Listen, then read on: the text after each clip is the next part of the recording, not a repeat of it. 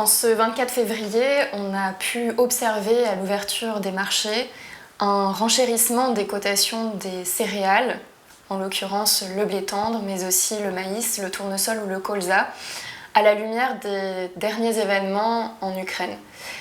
Il faut savoir que l'Ukraine et la Russie sont deux géants sur les marchés céréaliers et des oléagineux.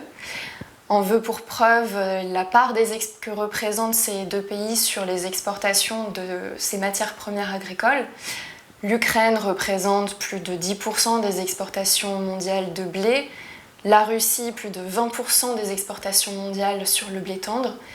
Et donc, on peut imaginer que la suite des événements va avoir un impact, c'est certain, sur l'évolution des cours de ces matières premières agricoles.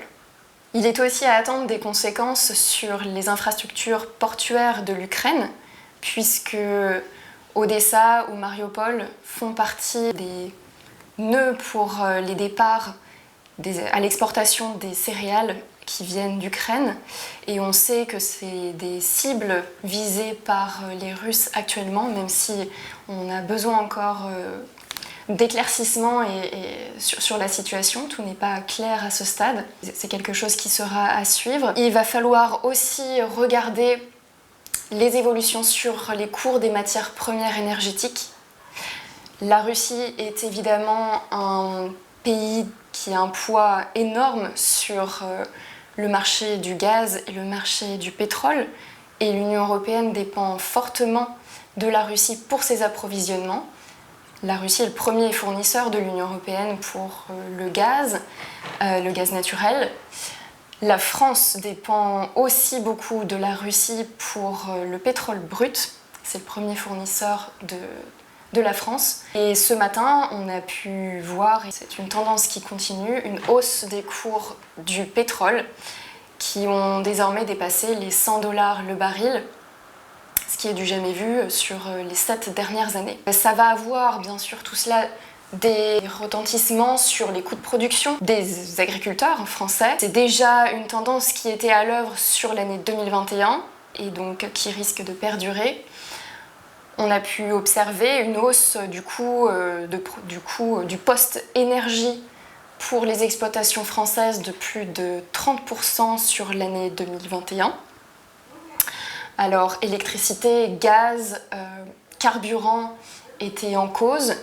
Et puis, autre point central pour les exploitations, c'est le poste des engrais qui a fait plus que doubler sur l'année 2021.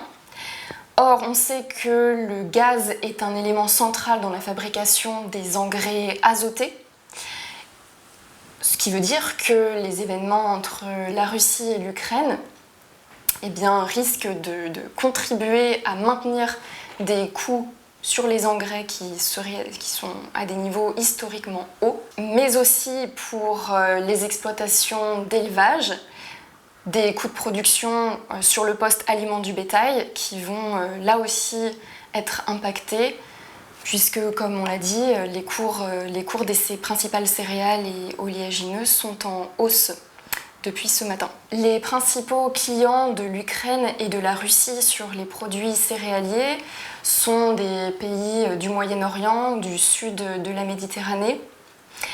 Ils dépendent fortement des apports extérieurs pour l'approvisionnement de leur population.